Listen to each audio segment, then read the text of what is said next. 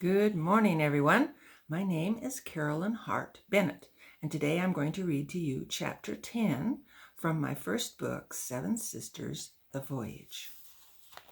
Before daylight, President Sloan and Palmer stood outside the captain's cabin along with President Tippett and chatted quietly about how the wind had picked up and the fog was thankfully lifting.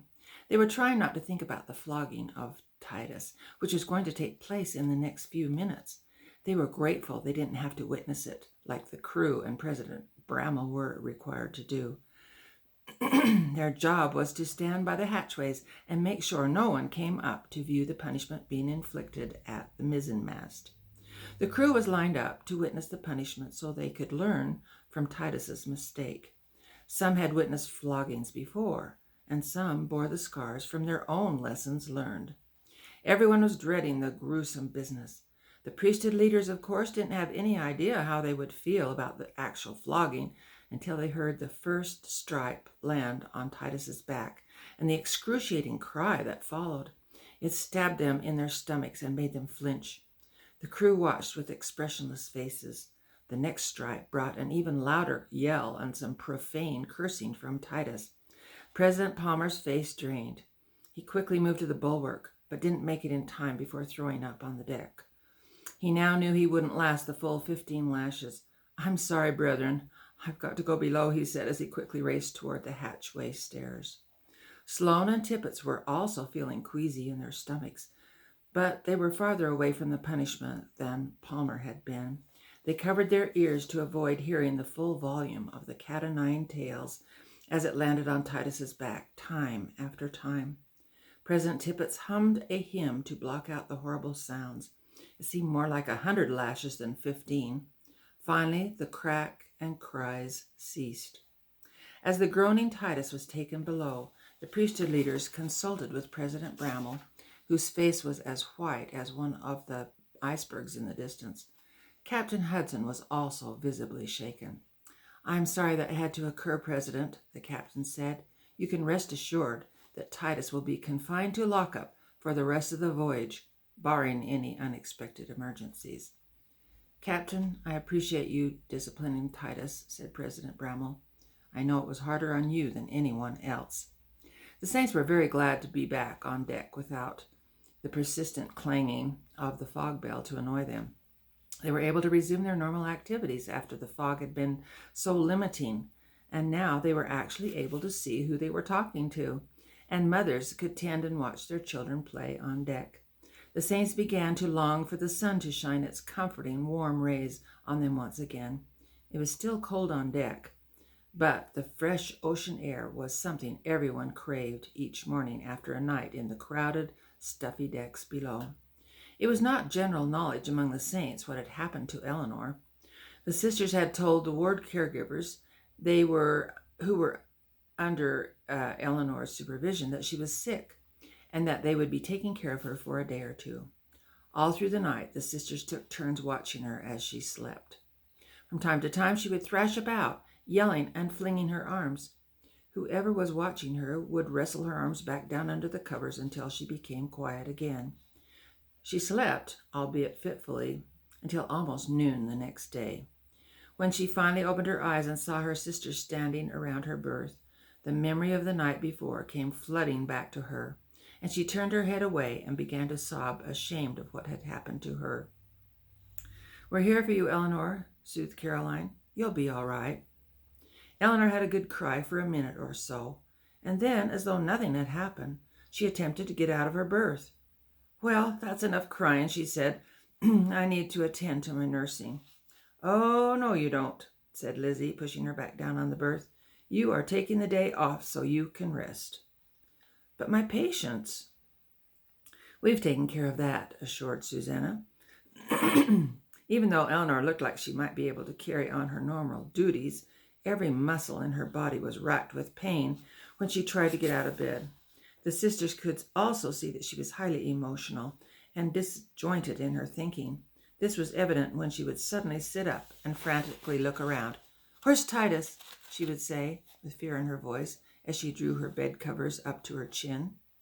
Caroline touched her shoulder. "He's in irons for the rest of the voyage, And he got 15 lashes this morning, Lavinia added.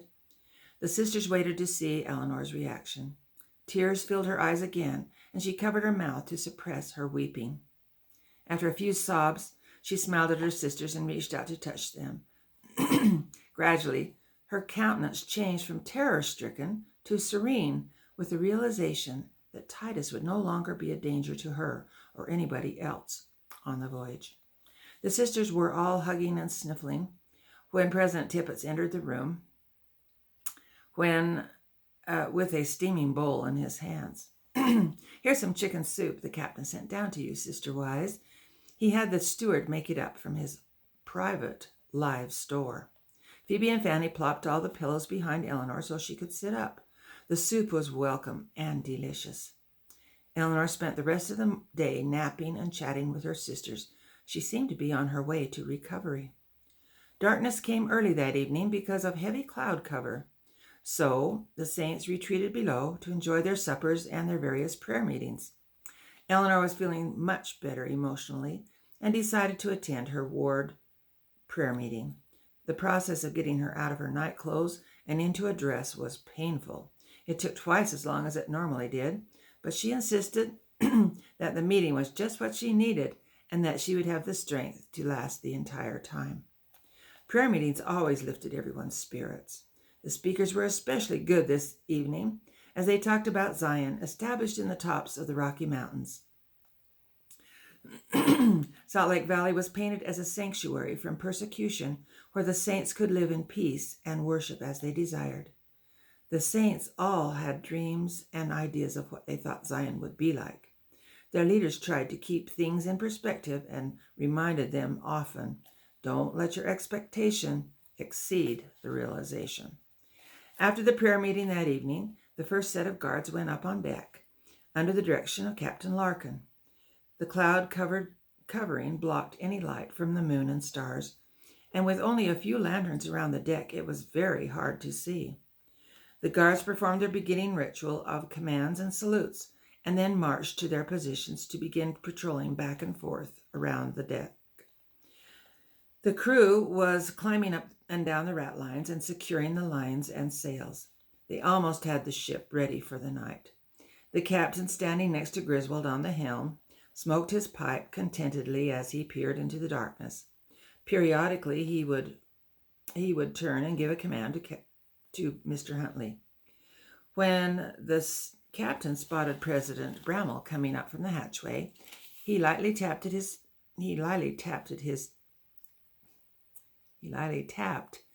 pipe over the side of the ship and put it inside his coat. Captain Hudson, how is our progress? Bramwell said as he approached him. We've been trying to outrun a squall all day, Hudson said, and the glass is dropping, which means it might intensify into a serious storm. President Bramwell grew worried. Can we change course to miss it? I'm contemplating that, but it's so overcast tonight that it's hard to get an observation from the stars. It's like we're in a black sack. I'm hoping when morning breaks we can get a better look at the storm activity and set our course accordingly. Captain Larkin marched to the front of the ship with his rifle resting on his right shoulder. He stopped and took his gun ceremoniously down to the deck with a loud thump. It felt good to have the heavy rifle off his shoulder for a few seconds. He tapped the deck twice with the rifle butt and brought it back up to its diagonal home, then over to his left shoulder. He was now prepared to pivot around and start patrolling in the other direction. Before he could make this precise movement, something caught his eye, a faint light in the distance. He lowered his rifle and stared. Then he pointed and yelled loudly, "Captain, what is that?" Captain Hudson looked hard where Elijah was pointing. Then, before President Bramwell had time to question him, Hudson sprang to the wheelhouse and knocked Griswold away from the helm with such force that Griswold sprawled to the deck and slammed his head into the sideboard. Hudson grabbed the helm and turned it with surprising speed as he barked orders in piercing tones to Mr. Huntley, who repeated them. "'Bout ship! Sound the horn! There's a ship dead ahead!" Simultaneously, the panicked sailors sprang to their posts and worked frantically to shift the sails. The Amazon began to turn starboard with ear-splitting squeaks and groans, louder than anyone had ever heard before. There were screams heard from below as the saints who were standing up were jolted over, and those lying in their berths were dumped onto the floor. Bramwell and the guards on deck were thrown off balance with the careening ship and had to steady themselves by grabbing whatever they were knocked into. As the Amazon turned, everyone could see a huge ship coming into full view, plowing towards them out of the dark. "Captain," Alfie screamed, "we're going to collide." The Amazon continued to turn. Bells were clanging, men were yelling, and the other ship was heading straight for them. "Can't they see us?" yelled Griswold. Then, miraculously, the approaching ship turned away from the Amazon to the larboard side. The captain barked more orders, and the crew responded within seconds. There was screaming and crying below as the passengers questioned what was going on. President Tippets took charge. "Stay calm, everyone. Heads of family, check for injuries. I'll go up and see why the ship is reeling. You'd best lash yourselves to your berths." Tippet staggered up the hatchway, not knowing what to expect when he got topside. He spotted President Bramwell near the entrance. Even in the faint light, he could see that Bramwell was pale as skim milk. "President," he questioned. Bramwell leaned on him. "President Tippets, Captain Hudson just saved us all from shipwreck. Brother Larkin spotted a light in the distance, and if the captain hadn't had his wits about him, we'd have been smashed to bits by that ship," he said, pointing into the murky darkness. "Can you see it?" Tippets turned just in time to see the last few feet of the unknown ship slide past the Amazon. "Yes, I can see it," he said as a wave of nausea swept over him. The captain tied the helm off and went to retrieve Griswold from the deck, where he was mopping blood from his forehead with his handkerchief. "Griswold, I apologize for knocking you off your feet." Griswold grinned as Hudson helped him up. "I'm thanking St. Christopher you acted," he said, "because I don't think I'd have had the mind to do what you did. Can you handle the wheel now, or do you need a relief?" "I can handle it, Captain. I'd be privileged to handle it." With that, the captain walked over to President Bramwell, who was bent over with his hands on his knees, head down to keep from fainting. With all casualness, he said, "I'm sorry I had to interrupt our conversation, President." President Bramwell chuckled, but was clearly shaken. "That was astonishing," he said. "I can't express enough gratitude for your quick thinking in the face of such calamity. You and Brother Larkin have saved the lives of all on board tonight. Everyone is indebted to you both." The captain turned to everyone assembled around him. "Men, I have a special request to make of all who witnessed this near collision tonight." Everyone stepped closer. "Please, not a word to the passengers about the danger we just went through." "But they'll want to thank you," said Bramwell. "The knowledge of what just occurred would only cause uneasy feelings among the passengers. I want them to feel safe and secure under our care." "I agree," said Larkin. President Bramwell realized this was a wise choice. "We will respect both your wishes," he said as he shook their hands. Then he turned to the men on the deck. "Do you agree, men?" Without hesitation, the crew and guards yelled a solid "Aye." As Tippet returned to his ward, Sister Nightingale inquired breathlessly, "President Tippets, what was it?" Everyone was eager to hear. Elder Tippets moved to the center of the room. "Please, brothers and sisters, don't any of you worry. It was just the helmsman gone to sleep at the wheel." The storm clouds in the distance the evening before were closer the next morning, and the choppy ocean had turned into powerful rolling mounds. Captain Hudson consulted with Mr. Huntley about the best setting to follow. "If we sail west by north, we might be able to skirt the storm," Huntley suggested. Hudson took his advice. "Steer west by north," he said, and Mr. Huntley repeated the command. "West by north it is, sir," said Jabez, who was now at the helm.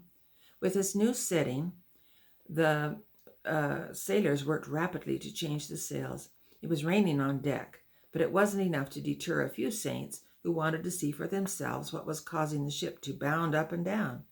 They studied the storm in the distance and watched the crew attack the sails. It was a wonder to them how the ocean could change so much overnight. Phoebe and Fanny were bundled up and enjoying the ride on their ropes when Griswold, who had been given the command from the captain, grabbed the blowhorn and yelled, "Everyone below deck! The wind ahead is blowing a gale." The saints on deck hurried below, holding on to anything they could because the ship's movements were so unpredictable. Fanny heard Griswold's order, but it didn't register with Phoebe. Her mind was on an impressive sight in the distance. "Look way over there, Fanny. That dark cloud is coming down to the water in a thin, twisty shape." Promptly forgetting Griswold's order, Fanny fastened her eyes on the funnel. "And the water is twisting up to meet the cloud," she said, pointing. "This is beautiful," exclaimed Phoebe in childlike wonder. "I didn't believe Mr. Huntley when he told us about waterspouts in class." Fanny watched for a few more moments and then saw another attraction. "Ooh, look at that wave. It's mountains high." They were so absorbed in the show that they didn't notice that Griswold walked up behind them, bent over, and shouted full force into his horn, "All children below!" The twins jumped and screamed at this cruelly delivered announcement.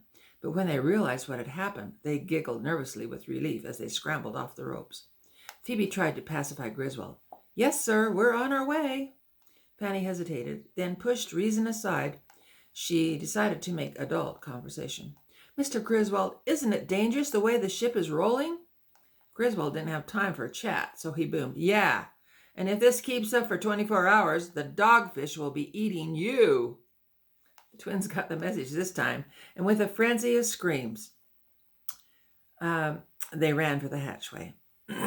"Strike the mainsail quick as you like, Mr. Huntley," stated the captain, "and set the storm jibs and double-reefed mizzen. This is going to be a hard blow." Mr. Huntley repeated the orders with urgency, and the crew jumped to the challenge. After consulting with the captain, President Bramwell realized he needed to inform his flock of the dangers that lay ahead. So he called an all-company prayer meeting on the second deck. It took a while for the saints to gather. Several from each ward didn't attend because they were already in bed with seasickness or were caring for stricken family members. "Brothers and sisters, we have encountered a few squalls on our voyage thus far," President Bramwell began, "but the captain tells me his glass indicates we are on the edge of a diabolical storm. He is trying to avoid it, but you can see and feel the storm is worsening, and the ocean is getting very rough. I can see by your faces that many of you are, as Captain Hudson puts it, getting a little green around the gills again. We may be in for a real ordeal the next few days. You are going to have faith and put your trust in Heavenly Father. Be sure to lash everything down, including yourselves in your berths. Please try to stay calm for the duration of the storm. Your panic will only make things worse for the children. Do you remember when the Savior was on a ship during a terrible storm at the Sea of Galilee? His disciples were afraid for their lives. They woke him up saying, 'Master, the tempest is raging.' Let us sing that stirring hymn tonight, brothers and sisters." Brother Careless stepped to the front and struck the downbeat. The saints sang the hymn as they held on to their seats. "Master, the tempest is raging, the billows are tossing high. The sky is o'ershadowed with darkness, no shelter or help is nigh. Carest thou not that we perish? How canst thou lie asleep? When each moment so maddening is threatening a grave in the angry deep." The ship was heaving and rolling as the saints sang, some with faith and some with fear in their hearts. The crew worked frantically as the storm overtook the ship and waves crashed over the deck. The song continued as Griswold made his way to the brig below, where Titus was locked up.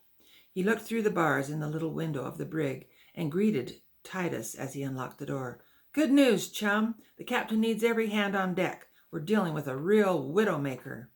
Titus's heart was pumping as Griswold unlocked his irons. "I was wondering what was keeping him. He knows this is my kind of weather." Griswold grinned as Titus put on the oilskin he had brought him.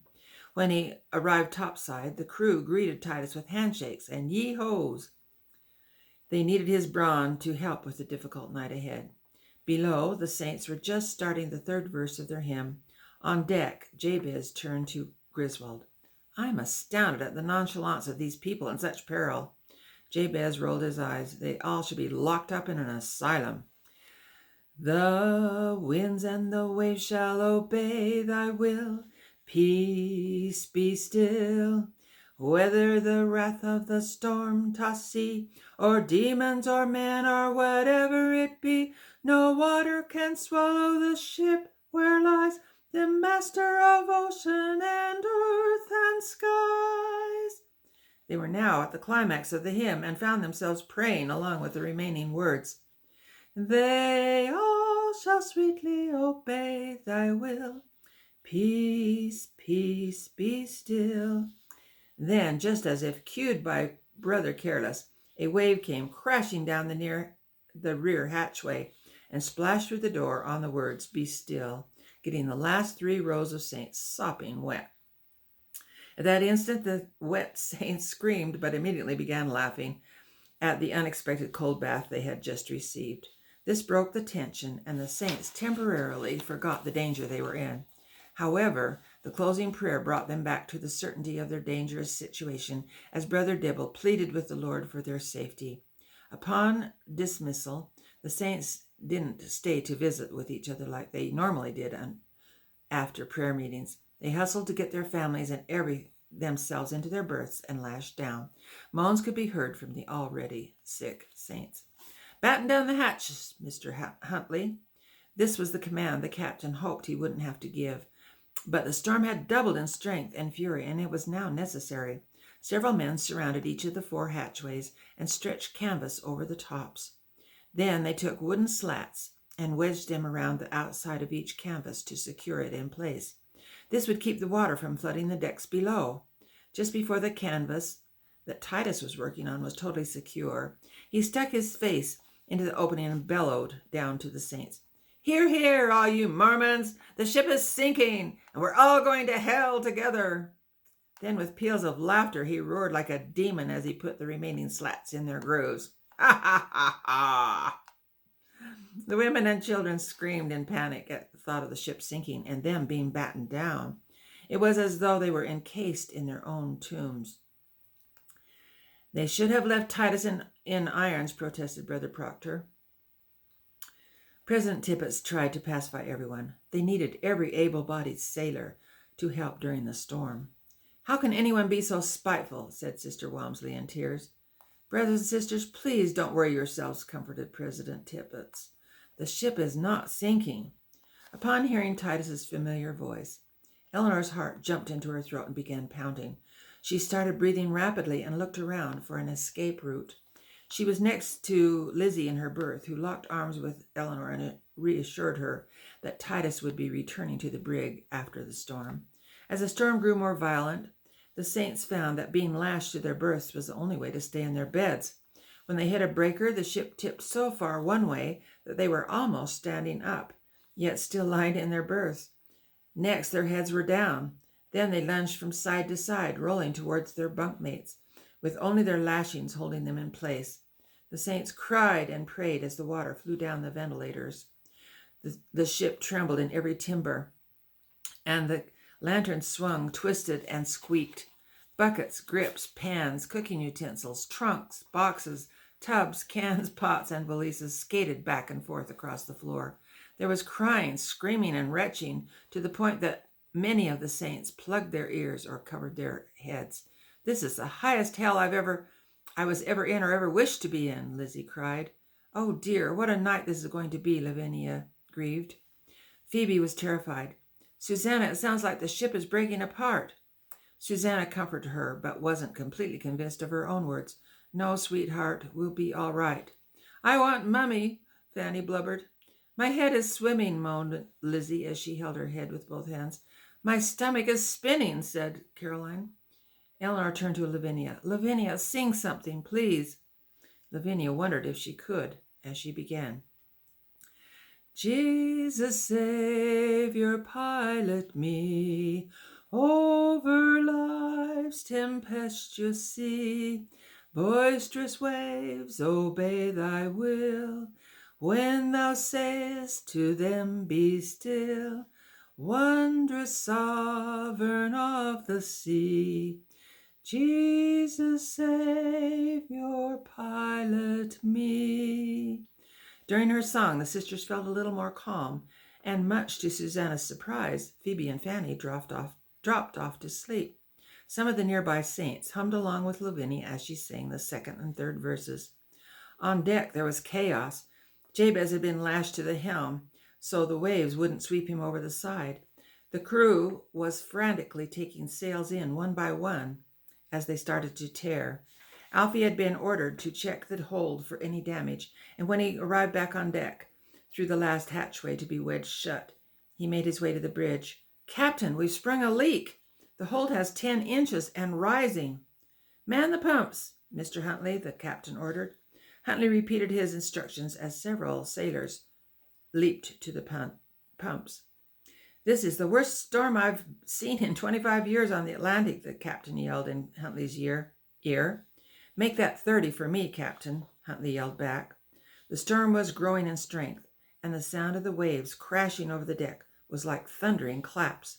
Alfie let go of the railing he was holding for a second and was hit by a wave that threw him to the other side of the deck, gashing his head on the bulwark.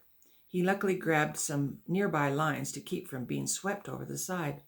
Jabez was getting tired. He had wrestled the helm for over 7 hours. "Captain, I can't hold the helm. She's getting away from me." "Griswold, help Jabez," the captain ordered, and the two tugged at the wheel to try to bring it back on course.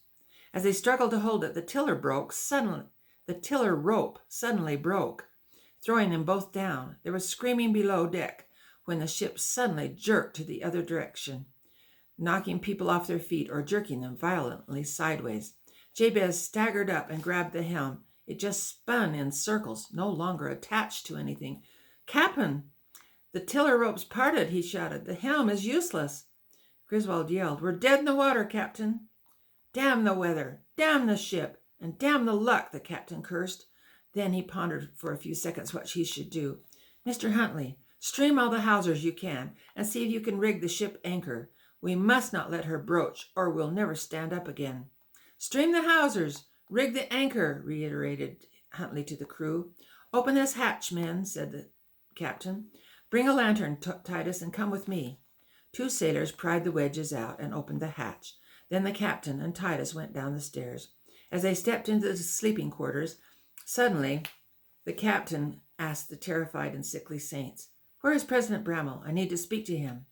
Bramwell rolled off his berth and made his way to the captain, who pulled him away from the others into the stairwell. The captain took a deep breath and conveyed the bad news. "President Bramwell, I'll be direct with you. The steering's gone, and such sails as we still have set are blowing out one by one. The sheets and halyard are snapping like threads. The foretop mast's gone by the board, and other masts are likely to follow. I have done all in my power, but this is the worst gale I've ever known since I've been master of a ship. If the God of the Mormons can do anything to save this ship and its people, you'd better call on him to do so, for we are sinking at the rate of 1 foot an hour. If the storm continues, we will all be at the bottom of the ocean before daybreak." As he took in this information, Bramwell searched Hudson's face. Hudson was deadly serious. With a grave look, Bramwell announced, "I'll call my leaders together." With that, President Bramwell moved among the berths, rousting the presidents of each ward. They in turn rousted the presidents on their deck below and told them all to meet in the cooking galley. Titus held his lantern high as he led the way for the captain to enter the stairwell. As they climbed the stairs, Titus stopped and turned. "One question, Captain. Why are you getting Bramwell's hopes up? Praying for the wind to change is useless." I know, but I had to prepare him for what will happen to his people." Titus understood, but continued to mock. "If this prayer thing works, even I'll have to believe in Mormon miracles." The captain laughed. "You know, I've been listening to some of their sermons, and it's Christianity, not Mormonism they've been preaching." "I think you've nailed it on the head, Cap," said Titus. The captain got serious again. "Titus, we'll keep the pumps going with shifts every hour. The rest of the crew needs to get below and hang on. There's nothing more we can do." "That's bad news, Cap," Titus said, realizing the gravity of the situation. Then, starting up the stairs, he said, "I've been on the deck for 26 hours. I think it's time to drink a bottle of rum I've been saving and get bogged out of my mind." "Titus," Captain Hudson called. Titus stopped and turned. "Despite our differences, you've been a good sailor." Titus nodded in acceptance and quickly turned so the captain couldn't see the emotion entering his face. In the meantime, President Bramwell headed for the galley with his 2 counselors and the 15 ward presidents. When they all arrived, they stood in a circle around the stove, which took up most of the room in the galley. It had been out of fire for almost 2 days because of the storm, so the men were able to hold on to it to steady themselves. "Brethren, the captain just told me, the ship's helm has parted from the tiller rope, and the ship is at the mercy of the storm. He said I should prepare the saints for the worst." The men's faces registered the impending doom. "But I'm sorry I can't do that," he continued. "I'm asking all of you to exercise your faith as you've never exercised it before, and join me in prayer as I lead our supplication to the Lord." The men knelt down. In the sailors' quarters, the crew members were in their hammocks, tied to the inner hull. The hammocks were surprisingly steady as the ship dipped in every direction. The sailors were bitter as they cursed the storm and nursed on rum to await their fate. The captain stayed on deck to assist the crew members at the pump. He couldn't bear to retreat to his cabin and go down without a fight. The waves splashed over the side of the ship from every direction. Then, in the distance, the captain saw a huge wave mounting. Instead of breaking and diminishing, it just kept rising. The captain was paralyzed with fear as it grew and grew. He finally got his words out. "Cor blimey, get below, men!" The crew scattered. In the galley, President Bramwell began his prayer. "O God, the eternal Father, maker of the heavens, the earth, and the oceans, we come before thee to ask thee to spare this ship and the lives of hundreds of thy faithful and humble servants who are on board." The huge vertical wall of water mounted until it could rise no longer. It finally broke, causing the ship to run downhill on the face of it. Down it slid until the wave caused the ship to slew to the left and gradually but helplessly lie down on her side. The saints and sailors screamed as they felt the ship pass the point of no return. They were thrown off their berths and hammocks and dangled over the sides, held only by their lashings. Everything not tied down tumbled like apples in a rolling barrel. The priesthood leaders were also thrown down by the floundering ship and rolled into each other as they scrambled to hang on to anything they slid past. Water came in everywhere, and lanterns fell one by one, catching bedding and clothing on fire. The flying water